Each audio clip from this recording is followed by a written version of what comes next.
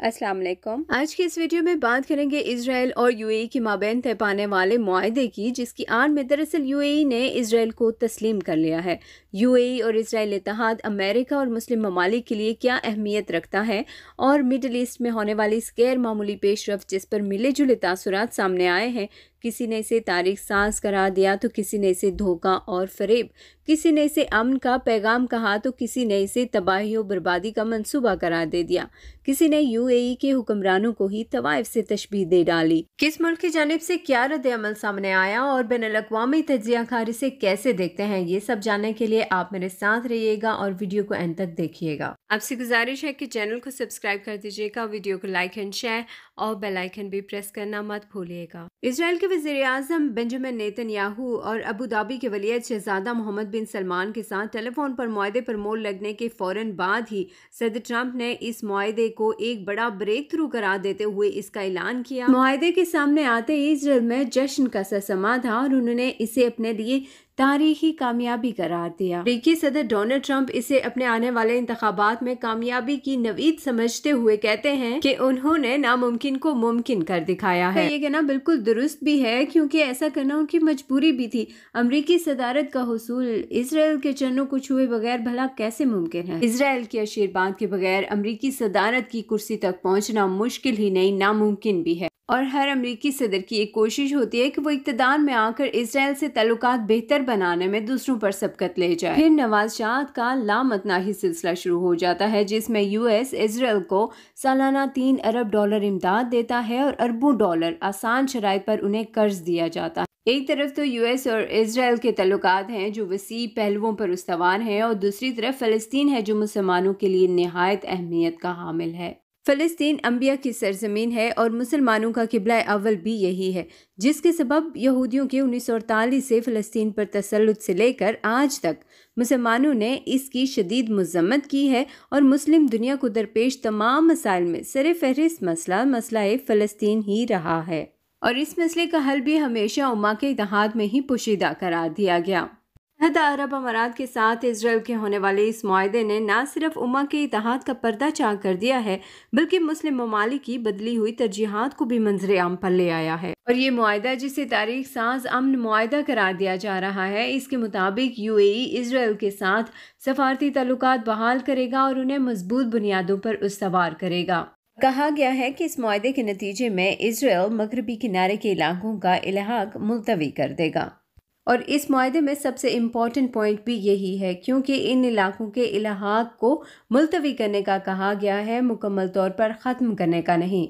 UAE और Israel के दरमियान दूरियां ख़त्म करने और उन्हें इस मुआहदे पर आमादा करने वाली शख्सियत का नाम है जैरेड कुशनर, जो अमेरिकी सदर डोनाल्ड ट्रंप के सीनियर एडवाइजर भी हैं और उनके दामाद भी। जैरेड कुशनर सहाफ़ियों से गुफ्तगू करते हुए जब इस मुआहदे को अपना बहुत बड़ा कारनामा बता रहे थे, तो सहाफ़ियों ने उनसे पूछ डाला कि इसमें लफ्ज़ मुअत्तली इस्तेमाल किया गया है, आखिर ये मुअत्तली कब तक है? जैरेड ने पहले तो इस सवाल को टालने की कोशिश की, फिर उनका कहना था कि मुअत्तली आर्जी भी हो सकती है और तवील अरसे के लिए भी। यही सवाल जब इजराइल के वज़ीर आज़म बेंजामिन नेतन्याहू से पूछा गया, तो उनका कहना था कि मैं इल्हाक से दस्तबरदार नहीं हुआ, सिर्फ आबादकारी रोकी है और मामला तो अभी भी टेबल पर मौजूद है।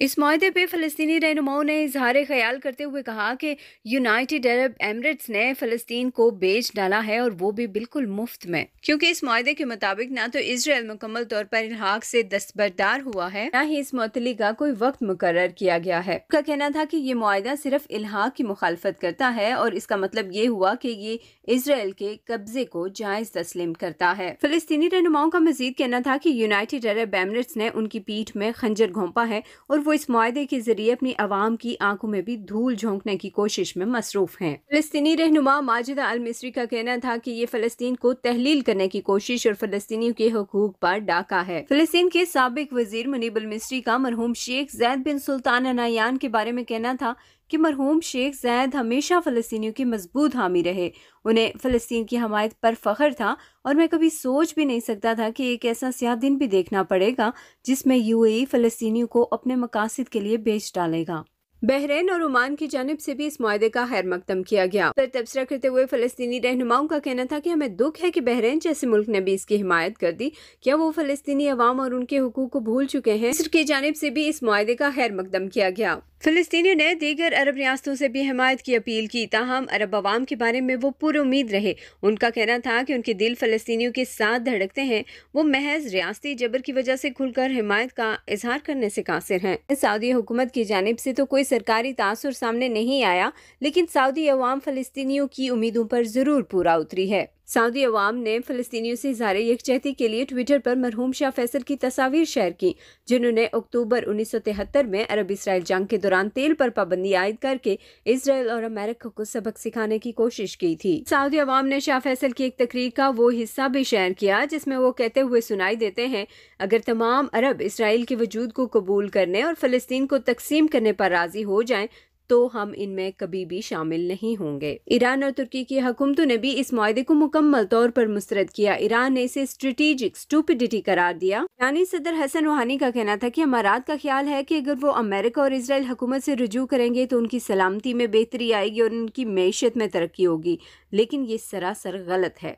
तुर्की के सदर रजब तैयब एर्दोगान ने इस मुआहदे की शदीद मजम्मत करते हुए कहा कि तारीख यूनाइटेड अरब एमिरेट्स के इस मुनाफिकाना सलूक को कभी फरामोश नहीं करेगी। यूएस महकमा खारजा के आमोदेदार ब्रायन हुक ने इस मुआहदे को खित्ते में इसराइल के खिलाफ कोशिशों पर ईरान के खिलाफ एक डरावना ख्वाब करार दिया। यूएस के अखबार न्यूयॉर्क टाइम्स ने इस मुआहदे को जियोपॉलिटिकल अर्थक्वेक करार दिया, एक ऐसा जलजला जिसके असरात खित्ते में बड़े पैमाने पर महसूस किए जाएंगे। अखबार ने लिखा है, अगर आप एतदाल पसंद इस्लाम के हामी हैं या इसराइल के हामी, आप अमेरिका नवाज हैं या एंटी अमेरिका या इसराइल के साथ इस तनाज़े को हमेशा के लिए ख़त्म करने के हामी हैं, आप प्रो ईरान हैं या प्रो इस्लाम, मुस्तकिल जिद्दोजहद के हामी हैं या इसराइल के कैंप में सबसे पीछे रह जाने वाले, आप जो भी हैं इस मुआहदा का असर आप पर जरूर होगा। पाकिस्तान की तरफ से भी कुछ ऐसे ही खदशात का इजहार किया गया जिसमें कहा गया कि इस मुआहदे के दूररस नताइज होंगे। इसराइल के साथ ये मुआहदा करने पर अल जज़ीरा की प्रोड्यूसर मोना हवा ने वलीअहद शहजादा मोहम्मद बिन जैद को तवाइफ से तशबीह डाली। मोना हवा ने लिखा कि एक मशहूर फिलिस्तीनी कहावत है कि तौबा करने के बाद भी तवाइफ कोठे के दरवाजे पर खड़ी रहती है। मोना हवा ने शहजादे को मुखातिब करते हुए लिखा कि हबीबी जैद, बस आप मान लीजिए कि आपके इलाहा के मुअत्तल होने की अमकाना बात भी बिल्कुल उस तवाइफ की तरह है, क्योंकि आप इस मुआहदे का ऐलान करते हुए भी कतराए और फिर अपनी इस शर्मनाक हरकत पर पर्दा डालने के लिए फलस्तीन के नाम के पीछे छुपते हुए भी दिखाई दिए। CNN के बैनुल-अक़वामी सफ़ारती एडिटर निक रॉबर्टसन का कहना था कि ये एक तारीखी मुआहदा तो है, लेकिन सदर ट्रंप की जानिब से इसके साथ अमन का जो वादा किया गया है वो महज एक वहम है। इसराइल के अखबारात ने इस पर लिखा कि सारी दुनिया इस मुआहदे की तारीफ कर रही है, सब हमारे साथ हैं और सब बहुत खुश हैं, सिवाय फ़लस्तीनियों के जो अकेले ही इसका सोग मना रहे हैं। आपकी इस बारे में क्या राय है? क्या फ़लस्तीन को वाकई ही बाकी इस्लामी दुनिया ने तन्हा छोड़ दिया है? कमेंट बॉक्स में अपनी राय का इजहार ज़रूर कीजिएगा।